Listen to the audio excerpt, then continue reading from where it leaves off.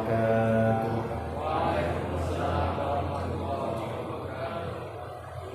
Alhamdulillah, alhamdulillahilladzi bi ni'matihi tatimmu shalihat wa bi fadlihi ihtadal muhtadun.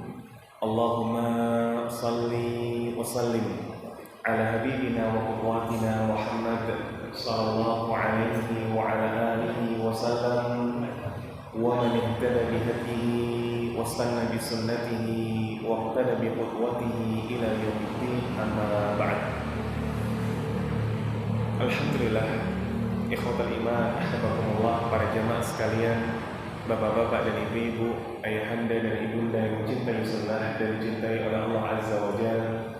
Bersyukur kita kepada Allah di malam hari ini kembali Allah pertemukan kita dengan limpahan nikmat dan juga rahmat. Kembali Allah pertemukan kita dengan nikmat iman, nikmat sehat, nikmat waktu luang, dan Allah juga mengumpulkan kita dengan rahmatnya berupa ketundukan hati, berupa kepekaan hati untuk memanfaatkan nikmat-nikmat yang ada dalam rangka ketaatan. Semoga duduknya kita, menyimaknya kita, serta mencatatnya kita pada kesempatan di malam hari ini tercatat sebagai salah satu bentuk syukur, salah satu bentuk taat yang dapat memperberat timbangan kebaikan kita kelak di yaumul qiyamah. Salawat dan salam juga senantiasa kita aturkan pada junjungan kita bersama Nabiullah Muhammad sallallahu alaihi wa ala alihi wasallam, juga pada keluarga beliau, istri-istri beliau, sahabat-sahabat beliau, dan seluruh pengikut beliau yang senantiasa istiqamah menjalankan sunnah beliau sallallahu alaihi wa ala alihi wasallam. Alhamdulillah, bapak-bapak dan ibu-ibu sekalian, alhamdulillah di malam hari ini kita kembali dapat melanjutkan majelis Arba'in An-Nawawi kita yang mana telah sampai pada hadis ke-7. Hadis yang ke-7 ini tergolong hadis yang menarik, bukan hanya secara lafal tetapi juga secara rawi. Bukan secara substansi atau isi hadis, tetapi juga dari siapa sahabat yang meriwayatkan. Hadis ke-7 ini adalah hadis yang diriwayatkan dari sahabat Abu Ruqayyah Tamim ibnu Aus Ad-Dari radhiyallahu anhu, di mana beliau mengatakan anna Nabiy sallallahu alaihi wasallam qala ad-dinu nasihah. Agama itu adalah an-nasihah. Agama itu nasihat. Sahabat kemudian bertanya, liman ya Rasulullah? Nasihat untuk siapa ya Rasulullah? Maka beliau sallallahu alaihi wasallam menjawab, lillahi wa li kitabihi wa li rasulihi wa li a'immatil muslimina wa 'ammatihim. Nasihat ini diperuntukkan Allah, kitabnya, rasulnya, pemimpin-pemimpin kaum muslimin, dan juga rakyat-rakyatnya. Sebelum kita masuk pada bahasan isi dari hadis ini para jamaah sekalian, seperti yang kita sampaikan bahwa sahabat yang meriwayatkan hadis ini sahabat yang menarik. Sahabat Tamim ibnu Aus Ad-Dari. Sahabat ini tidak banyak meriwayatkan hadis. Beliau dahulunya adalah seorang Nasrani, lalu kemudian masuk Islam di tahun 9 Hijriah. Berarti bersama dengan Nabi tidak lebih dari 2 tahun. Hidup bersama dan kemudian mengambil ilmu dari Nabi tidak sampai 2 tahun. Namun dari 2 tahun tersebut ada satu hadis yang menjadi keistimewaan beliau, yaitu hadis tentang al-jassasah. Hadis tentang al-jassasah. Kisahnya adalah ketika sahabat Tamim ibnu Aus Ad-Dari ini bersama dengan segerombolan sahabat yang lain melintasi suatu negeri yang harus dengan menggunakan perahu. Fadarwa, maka perahu yang ditumpangi diombang-ambingkan dengan ombak, dibuat kemudian tidak bisa tenang sama sekali. Ada badai yang dilalui sampai terdampar pada suatu pulau, dan di pulau tersebutlah bertemu dengan suatu makhluk yang digambarkan dalam hadis makhluk yang besar dan memiliki rambut yang banyak di sekujur tubuhnya. Sahabat Tamim Ibnu Aus Ad-Dari ini mengatakan, siapa engkau? Dijawab, aku adalah Al-Jassasah. Maka terjadi perbincangan antara Tamim Ibnu Aus Ad-Dari dengan Al-Jassasah ini, sampai kemudian Al-Jassasah memerintahkannya untuk pergi ke suatu rumah di pulau tersebut, yang dikatakan di rumah tersebut ada makhluk akhir zaman, Dajjal laknatullah alaih. Namun dengan izin Allah, Tamim Ibnu Aus Ad-Dari ini tidak menemui dalam sebagian riwayat. Dalam riwayat yang lain, Tamim Ibnu Aus Ad-Dari ini menemuinya.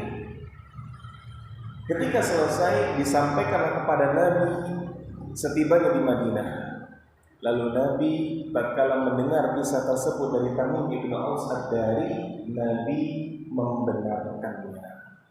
Apa istimewanya? Kalau hadis-hadis yang lain, maka kita menerima kabar dari Nabi. Nabi menyampaikan, Nabi melakukan sesuatu, direkam oleh sahabat, diterima oleh sahabat, lalu disebarkan oleh para sahabat dengan hadis-hadisnya. Tapi kecuali hadis ini, di mana Nabi Shallallahu Alaihi Wasallam yang mengambil info dari Tamim Ibnu Aus Ad-Dari dan Nabi benarkan. Tamim Ibnu Aus Ad-Dari yang bertemu dengan Al-Jassasah. Kenapa disebut Al-Jassasah? Sebagian ulama mengatakan li'annahu tajassus anid Dajjal, karena Al-Jassasah ini mencari-cari info tentang Dajjal. Akhirnya diketahui info tersebut dan disampaikan kepada Tamim Ibnu Aus Ad-Dari. Ketika kabar ini sampai kepada Nabi, Nabi membenarkan. Karena Nabi mengetahui bahwasanya Tamim Ibnu Aus Ad-Dari tidak mungkin dusta, dan apa-apa yang disampaikan oleh Tamim Ibnu Aus Ad-Dari sesuai dengan kabar-kabar yang diterima oleh Nabi langsung dari Allah Azza wa Jalla. Ini keistimewaan dari Tamim Ibnu Aus Ad-Dari, dan tidak ada sahabat lain yang meriwayatkan hadis tentang Al-Jassasah kecuali Tamim Ibnu Aus Ad-Dari. Ini keistimewaan beliau. Nah, di sini beliau Shallallahu Alaihi Wasallam mengajarkan kepada kita tentang makna nasihat. Dari sahabat kami Ibnu Aus Ad-Dari disebutkan bahwa Nabi Shallallahu Alaihi Wasallam bersabda, ad-dinu an-nasihah, agama itu nasihat.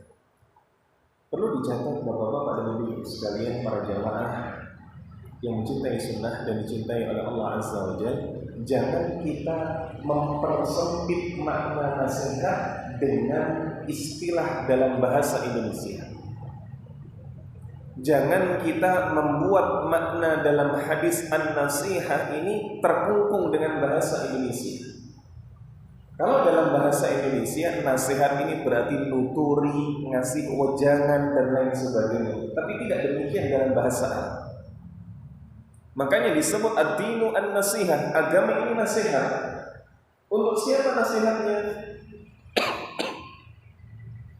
Untuk Allah, untuk kitabnya, untuk Rasulnya, untuk pemimpin kaum muslimin, dan juga dari rakyat-rakyatnya. Apa yang disebut dengan an-nasihah? Para ulama membagi menjadi dua makna an-nasihah. Yang pertama, an-nasihah bermakna al-ikhlas.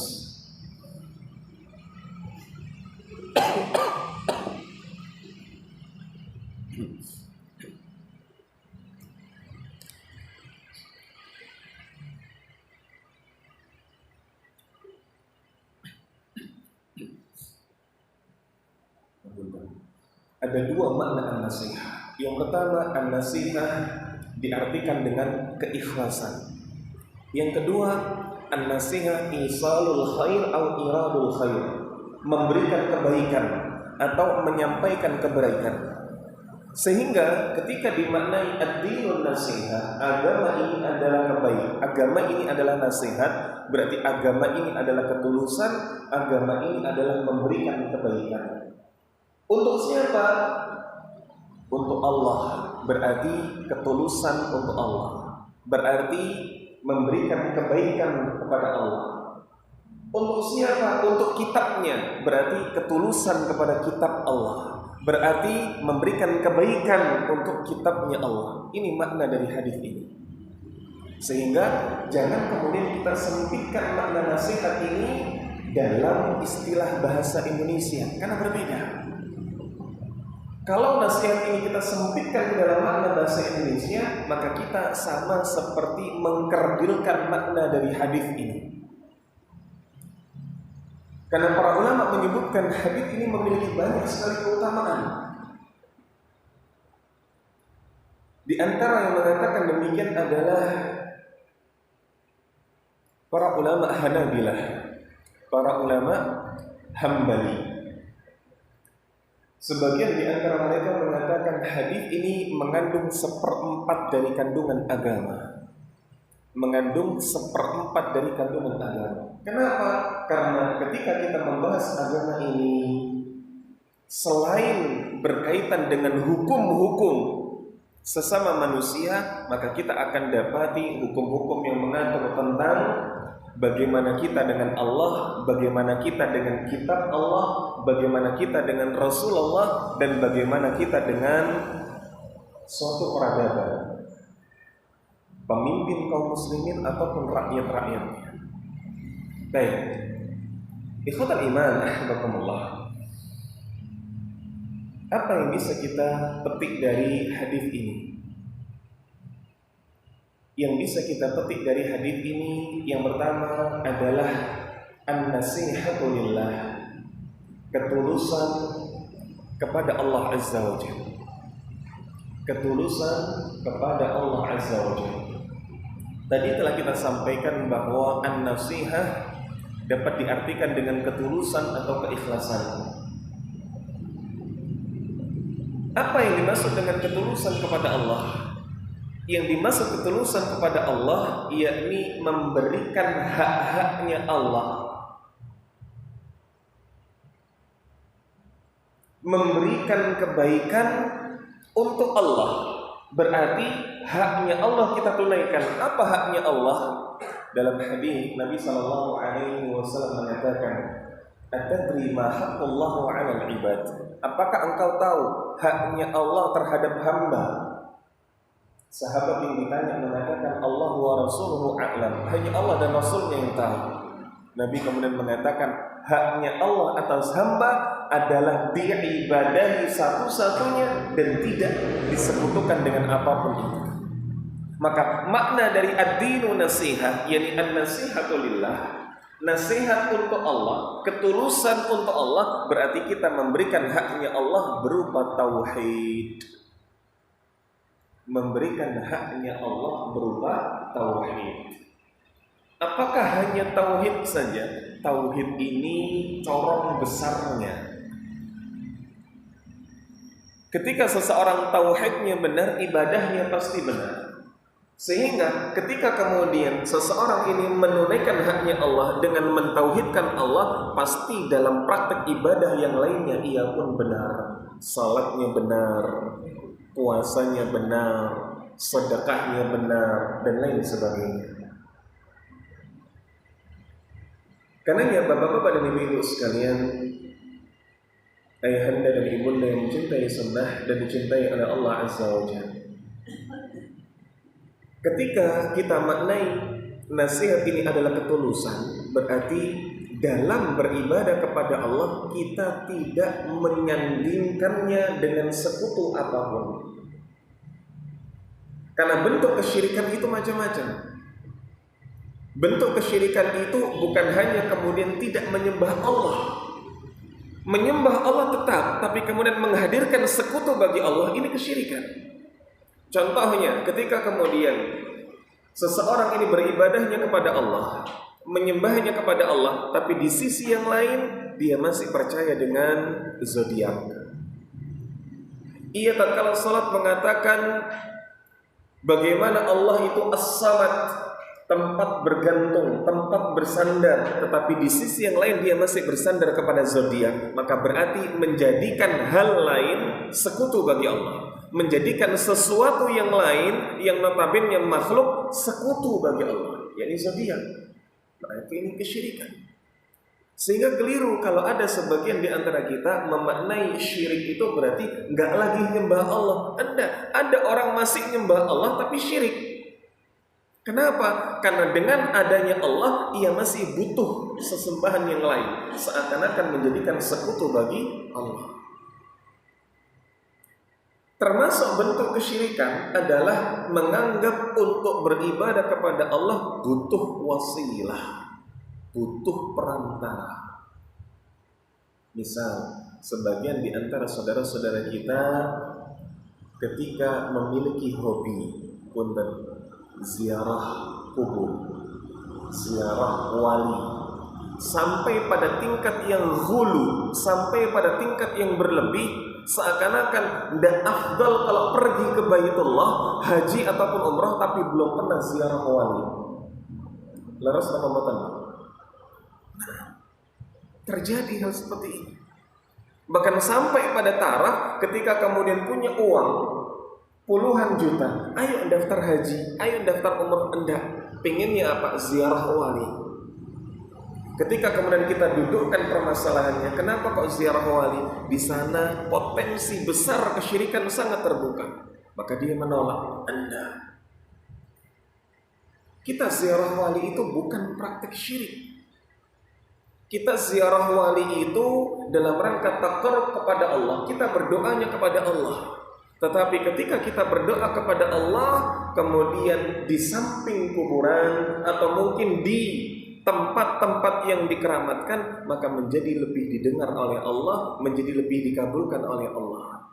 Maka orang-orang yang demikian menganggap saat kita beribadah kepada Allah, maka Allah itu butuh wasilah, Allah itu butuh perantara untuk membuat doa kita terkabul, sama artinya dengan mengkerdilkan Allah, menganggap Allah tidak mampu untuk mengkabulkan doa kita tanpa perantara.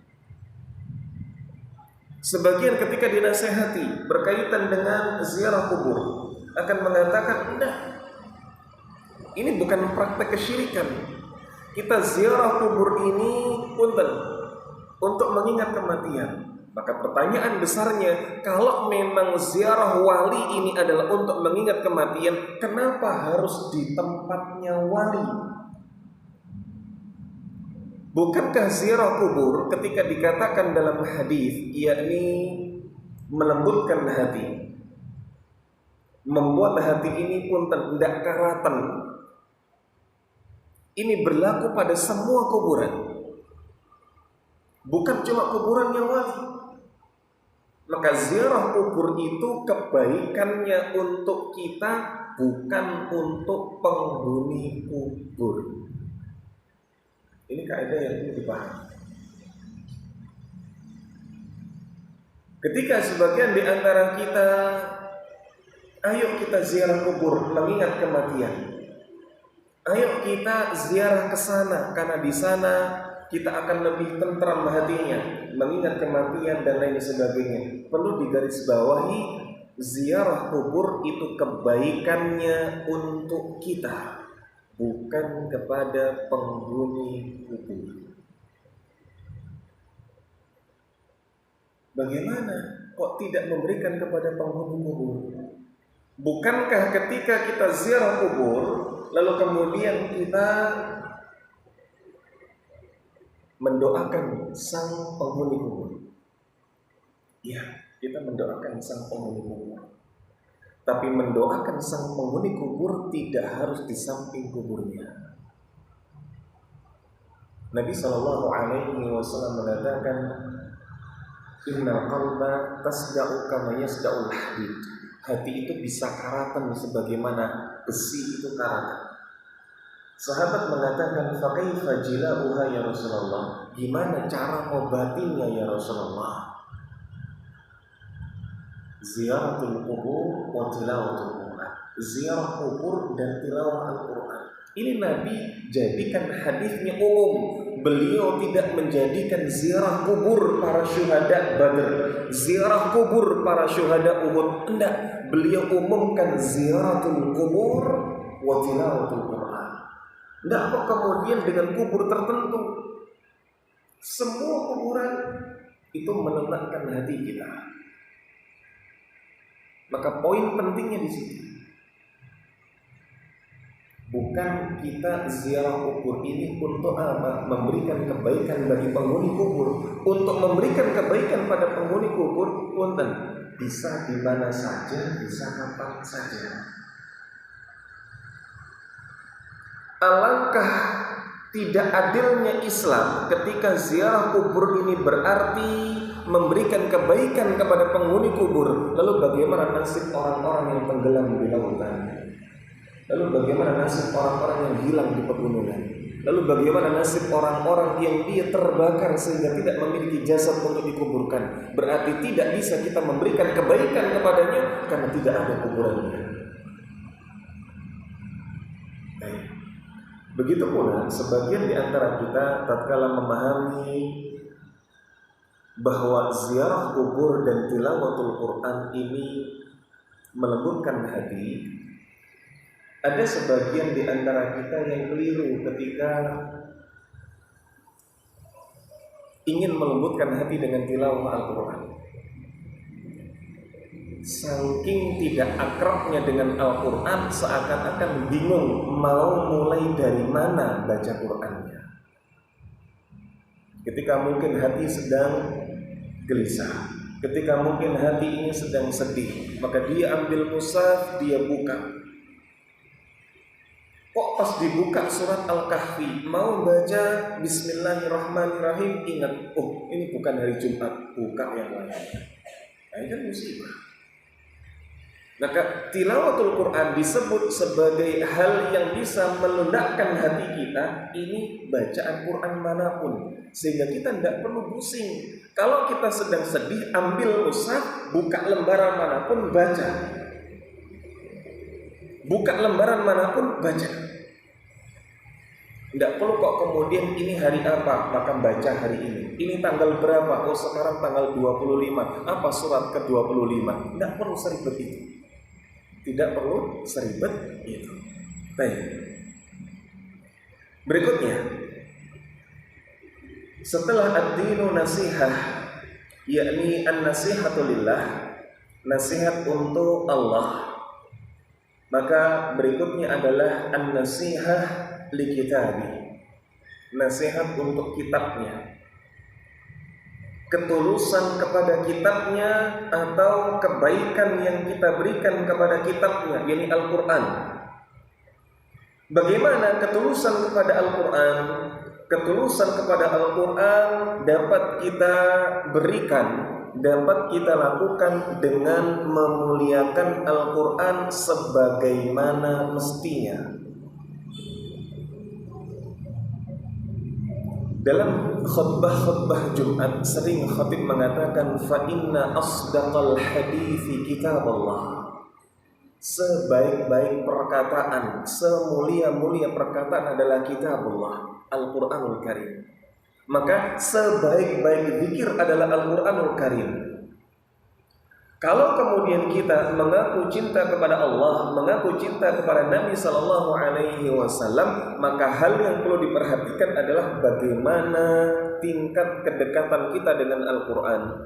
Berarti cara kita membaca Al-Quran, seberapa sering kita membaca Al-Quran, dan bagaimana penerimaan kita terhadap hukum-hukum di dalam Al-Quran. Inilah makna dari an-nasihatu li kitabi, nasihat untuk kitabnya. Berarti yang bisa mengamalkan ini cuma para qari dan ustaz. Nah, ini pun juga terjadi pergeseran makna. Qari' yang kita sering istilahkan ini sebagai orang-orang yang dia punten, bacaan Qur'annya bagus, lalu kemudian merdu dan lain sebagainya, ini bukanlah qari' yang dipahami oleh para sahabat, bukanlah qari' yang dipahami oleh para ulama. Kenapa? Qurra atau jamak dari qari ini bukan orang yang ngaji, bukan orang yang bagus suaranya. Enggak, qari itu orang yang dia belajar Al-Qur'an. Dan semua sahabat itu qurra, semua sahabat itu qari. Kalau kemudian kita pahami qari ini dari akar kata qara'a yaqra'u qira'atan, membaca, berarti yang baca Al-Qur'an, yang bacaannya bagus disebut qari, maka bagaimana dengan para sahabat? Para sahabat ini mereka belajar Al-Qur'an dan dengannya mereka disebut qari. Kalau kemudian disempitkan makna qari ini yang bagus bacaannya, seakan-akan kemudian kita mengeliminasi sebagian sahabat, padahal mereka adalah ahlul Quran. Qari itu orang yang belajar Al-Quran, dan dengan dia belajar Al-Quran maka dia sering berinteraksi dengan Al-Quran. Di antara bentuk interaksinya dengan Al-Quran adalah membaca Al-Quran. Ini makna qari, bukan sekadar yang membaca Al-Quran. Apalagi punten membaca Al-Quran lalu kemudian dihiasi dengan cengkok-cengkok tertentu, lalu kemudian yang membacanya ini dipilih orang-orang tertentu yang mungkin apa? Yang mungkin parasnya rupawan, ketika di-syuting kemudian diiringi dengan efek-efek tertentu sehingga ketika mendengarkan ini menjadi terenyuh hatinya. Tidak demikian yang disebut dengan qari. Yang disebut dengan qari adalah orang yang dia belajar Al-Quran. Ini qari. Dengan dia belajar Al-Quran maka dia sering berinteraksi dengan Al-Quran dan dia pun sering membaca Al-Quran. Inilah qari. Karenanya bapak-bapak dan ibu-ibu sekalian, yang dimaksud dengan ketulusan kepada Al-Quran adalah seringnya kita berinteraksi dengan Al-Quran, seringnya kita membaca Al-Quran, seringnya kita belajar Al-Quran.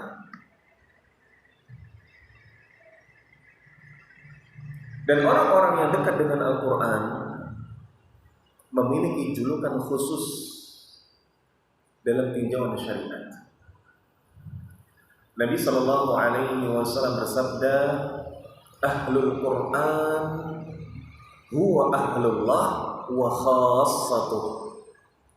Orang-orang yang dia akrab dengan Al-Quran, belajar Al-Quran adalah ahlullah, adalah keluarganya Allah, wa khassatuh, dan orang-orang pilihannya. Hadis ini perlu kita jelaskan agar kemudian tidak disalahpahami. Dikatakan ahlul Quran sebagai ahlullah, bukan kemudian orang yang dia mempelajari Al-Quran keluarganya Allah, berarti memiliki hubungan darah, berarti memiliki hubungan kekerabatan. Tidak. Disebut dengan ahlullah berarti orang yang memiliki kedekatan dengan Allah.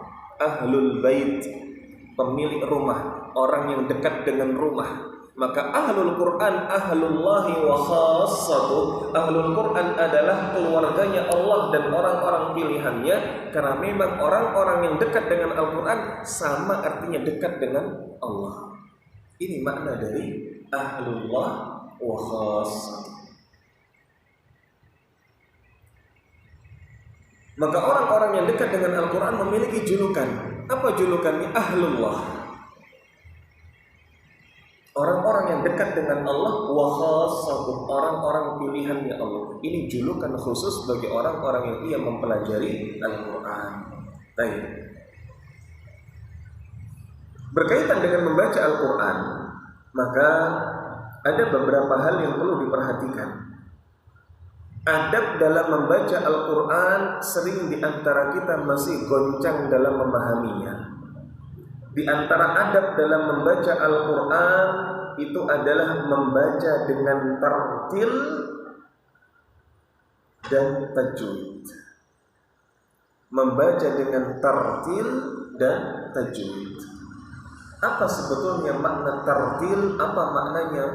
Apa sebetulnya makna tajwid?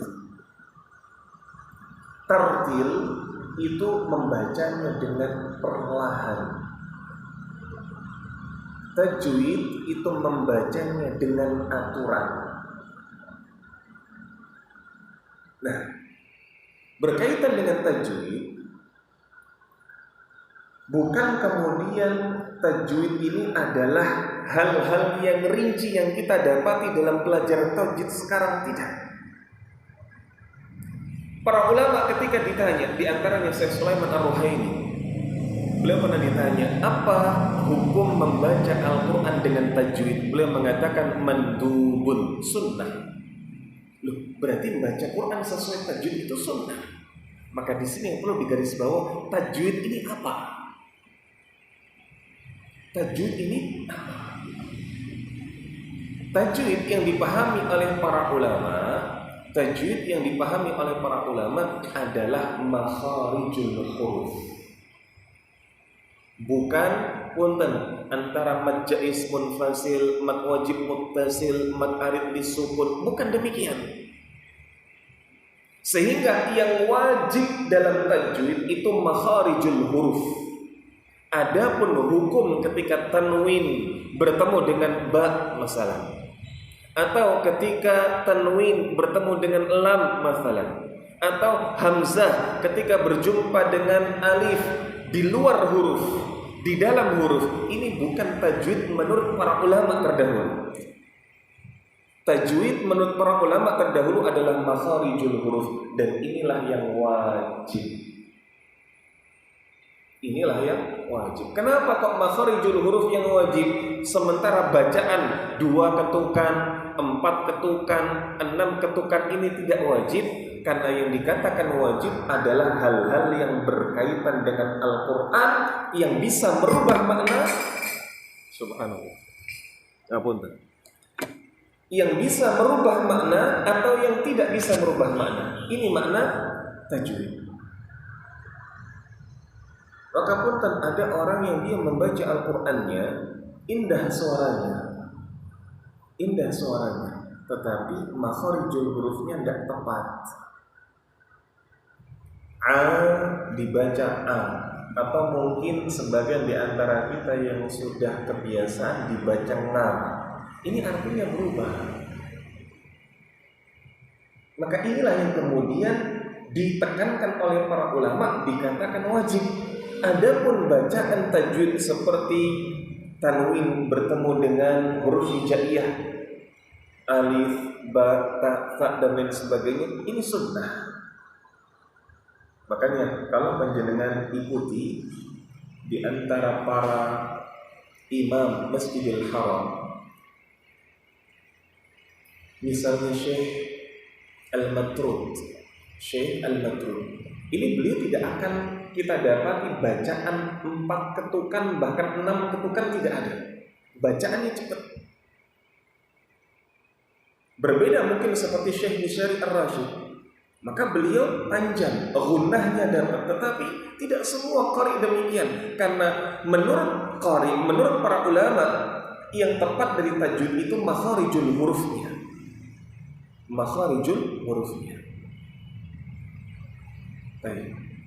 Adapun memahami dan mengaplikasikan bagaimana hukum iqlab, bagaimana hukum ikhfa, bagaimana hukum idhar syafai, ini sunnah. Ini sunnah, bukan wajib. Baik. Berikutnya dikatakan dalam hadis bahwasanya an-nasiha itu li rasulih, untuk rasulnya. Apa maksud ketulusan kepada Rasul? Ketulusan kepada Rasul adalah membenarkan apa-apa yang disampaikan oleh beliau dan mengamalkan apa-apa yang beliau perintahkan semampu kita, dan menjauhi apa-apa yang beliau larang sejauh-jauhnya. Inilah makna ketulusan kepada Rasul. Membenarkan ini berkaitannya dengan keyakinan. Maka ketika Nabi Shallallahu Alaihi Wasallam bersabda, menyampaikan kabar tentang akhir zaman atau kabar dari umat-umat terdahulu, tidak ada pilihan bagi kita kecuali membenarkannya. Adapun kaitannya dengan perintah serta larangan, Nabi telah memberikan kaidah. Beliau Shallallahu Alaihi Wasallam bersabda, "Ma amartukum bihi fa'tu minhu mastata'tum." Wa ma nahaitukum anhu fajtanibuh. Apa-apa yang aku perintahkan pada kalian, kerjakan semampu kalian, dan apa-apa yang aku larang bagi kalian, tinggalkan sejauh-jauhnya. Dan punten, jangan dibalik. Sebagian di antara kita membaliknya. Apa-apa yang aku perintahkan, kerjakan. Apa-apa yang aku larang, tinggalkan semampunya. Ini kebalik. Yang diberikan penekanan oleh Nabi adalah larangan. Apa-apa yang aku larang, tinggalkan sejauh-jauhnya. Tidak ada kompromi. Adapun yang beliau perintahkan, fa'tu minhu mastata'tum. Kerjakan semampu kalian. Kenapa kok yang diberikan penekanan adalah larangan, bukan perintah? Karena kita lebih mudah untuk meninggalkan larangan daripada mengerjakan perintah. Kita lebih mudah dalam mengerjakannya, lebih mudah dalam memahaminya. Contoh, ketika disebutkan jangan ada yang masuk masjid, ini kan larangan. Jangan ada yang masuk masjid. Maka tidak akan butuh banyak pertanyaan. Oh, nggak boleh masuk masjid, selesai. Mudah untuk mengamalkan. Tapi kalau perintah, tolong keluarkan meja ini, maka akan banyak sekali pertanyaan. Keluarkannya pakai apa? Didorong, digeret, dilempar, macam-macam. Maka beda antara perintah dengan larangan. Secara umum kita lebih mudah dalam memahami perintah, mudah dalam memahami larangan, dan mudah dalam melaksanakannya. Sehingga inilah yang ditekankan oleh Nabi Shallallahu Alaihi Wasallam. Dan ini adalah bentuk ketulusan kepada beliau Shallallahu Alaihi Wasallam. Sehingga kalau kemudian disampaikan dalam hadis, termasuk di antara tanda-tanda kiamat adalah antalidal amnatu rabbataha. Seorang budak yang melahirkan anak tuannya. Maksudnya di akhir zaman akan banyak sekali kedurhakaan kepada orang tua. Kita harus yakin, karena ini kabar dari beliau tentang bagaimana keadaan umat akhir zaman. Adapun tentang perintah maupun larangan, kalau kita mampu melakukannya, kerjakan semampunya. Kalau kita tidak bisa, maka jangan sekali-kali kita menolak perintah tersebut dengan dalih perintah tersebut tidak lagi relevan. Contoh, sebagian di antara kita ketika memahami kaitannya dengan celana, kaitannya dengan gamis, kaitannya dengan sarung. Kalau kemudian ini di atas mata kaki, maka dianggap orang kuno, orang udik. Ini hadisnya sudah tidak relevan. Masa ada gara-gara sepotong kain bisa kemudian mengantarkan kepada neraka? Gara-gara sepotong kain kemudian salatnya dipertanyakan. Maka sikap kita bukan demikian. Sikap kita adalah kita membenarkan apa yang beliau sampaikan. Tapi kalau kita tidak mampu atau belum mampu, jangan sampai kita menyaksikan kebenaran dari hadis beliau. Saya belum mampu untuk misalkan celananya di atas mata kaki, maka jangan dustai hadis itu. Jangan persangsikan hadis dari beliau. tetap meyakini bahwa yang beliau sampaikan dapat mengantarkan kepada neraka, yang beliau sampaikan dapat membuat sholat seseorang dipertanyakan, tetapi saya belum mampu melakukannya. Ini jauh lebih mulia daripada kemudian menyaksikan hadis Nabi Shallallahu Alaihi Wasallam. Dan yang terakhir, yakni ketulusan kepada pemimpin dan juga rakyatnya. An-nasihah li a'immatil muslimin wa 'ammatihim. Nasihat kepada para pemimpin dan juga rakyat-rakyatnya. Bapak-bapak dan ibu-ibu sekalian, para jamaah yang mencintai sunnah dan dicintai oleh Allah Azza wa Jalla. Akidah Ahlussunnah wal Jamaah telah memberikan sebuah aturan yang jelas bahwa ketaatan kepada pemimpin termasuk bentuk ketaatan kepada Allah dan Rasul-Nya. Kenapa? Karena Allah dan Rasul-Nya yang memerintahkan hal tersebut. Bahkan para ulama mengatakan, sungguh Aku hidup dalam keadaan sakit, lebih aku cintai daripada aku sehat namun tidak memiliki pemimpin. Ini perkataan para ulama. Kenapa? Karena adanya pemimpin membuat kita ada yang mengatur atau ada yang menanggung urusannya. Seandainya kemudian kita taat kepada pemimpin pada perkara-perkara yang tidak menyelesaikan syariat, kok ternyata salah, maka kita mendapatkan pahala karena mentaati pemimpin dan kesalahan tersebut dibebankan kepada pemimpin. Maka keberadaan pemimpin itu sebuah anugerah. Sehingga ketika dalam hadis ini nasihat untuk pemimpin dan juga rakyatnya, sejatinya menyadarkan kepada kita antara rakyat dan pemimpin butuh sinergi. Antara rakyat dengan pemimpin butuh sinergi. Bagaimana sinerginya? Kita mengingatkan pemimpin kalau pemimpin ini memberikan keputusan yang menyelisih syariat. Kita tidak mendukung pemimpin tersebut kalau jelas-jelas dia orang fasik. Tapi kalau kemudian ia adalah orang yang saleh, ia adalah orang yang ia memberikan keputusan tidak menyelisih syariat, kita 100% menaatinya. Kita 100% mengikutinya. Inilah akidah Ahlussunnah wal Jamaah. Nah, ini mungkin bapak-bapak dan ibu-ibu sekalian yang bisa kita sampaikan pada kesempatan di malam hari ini. Dan sungguh banyak sekali fadilah-fadilah yang sejatinya bisa diambil dari hadis Tamim ad-Daus atau Tamim bin Aus ad-Dari radhiyallahu anhu ini. Namun karena keterbatasan waktu, maka insyaallah kita akan lanjutkan di pertemuan yang mendatang, yakni fadilah-fadilah yang belum kita sampaikan sebelum kita masuk pada hadis berikutnya, yakni hadis yang ke-8.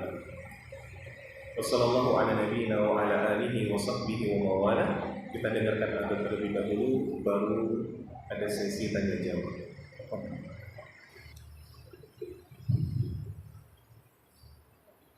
Alhamdulillah wassalatu wassalamu ala Rasulillah wa ala alihi wa sahbihi wa mawala wa la haula wa la quwwata illa billah. Bapak-bapak dan ibu-ibu sekalian, ayahanda dan ibu yang mencintai sunnah dan mencintai Allah Azza wa Jalla, kembali kita lanjutkan dan kita masuk pada sesi tanya jawab. Ada pertanyaan yang bermula dari informasi dari panitia atau dari takmir masjid bahwa masjid yang insya Allah kita cintai ini, Masjid Al-Muhibbah, akan mengadakan bazar. Dan bazar tersebut berada di sekitar masjid. Bagaimana hukumnya?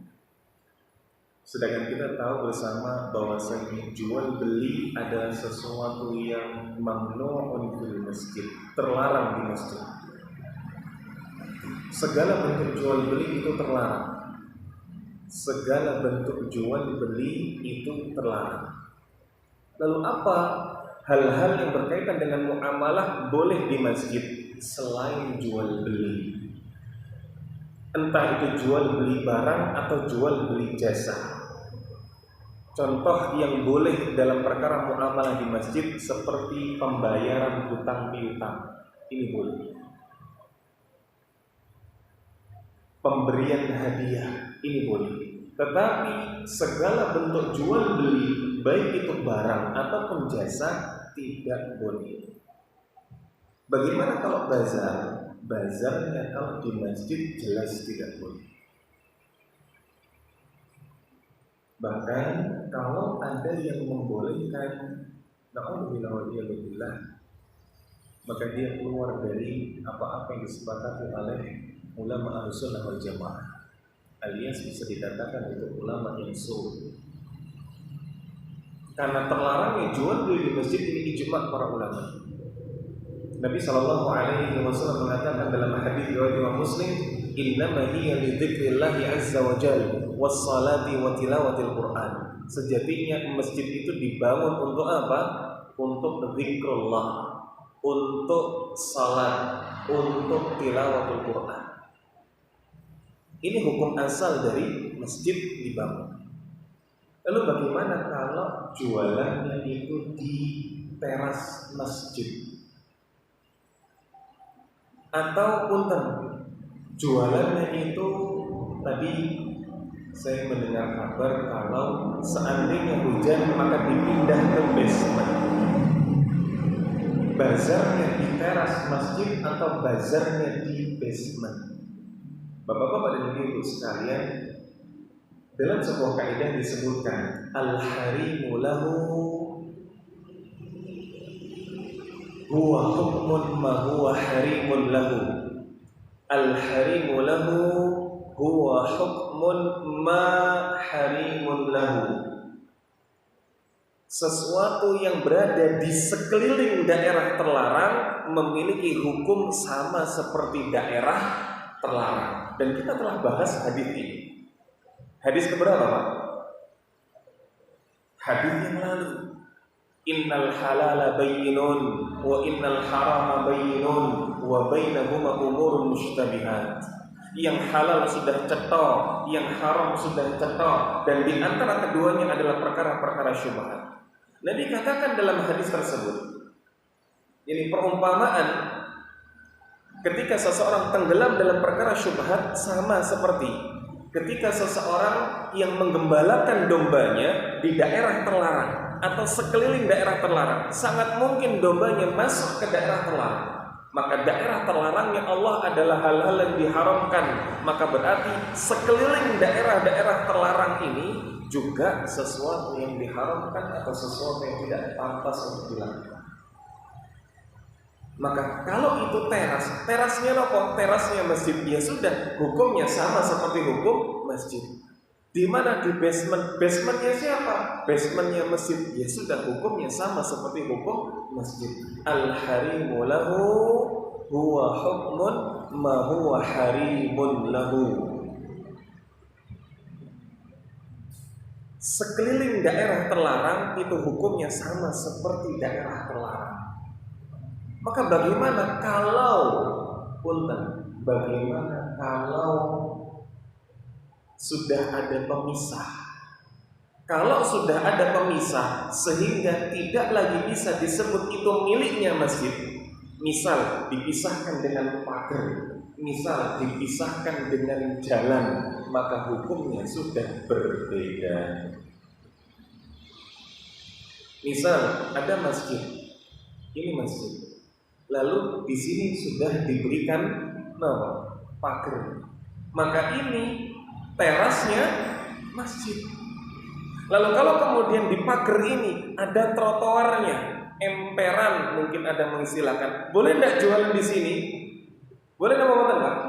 Boleh, karena sudah diberikan pembatas mana wilayahnya masjid dan mana wilayah yang bukan masjid.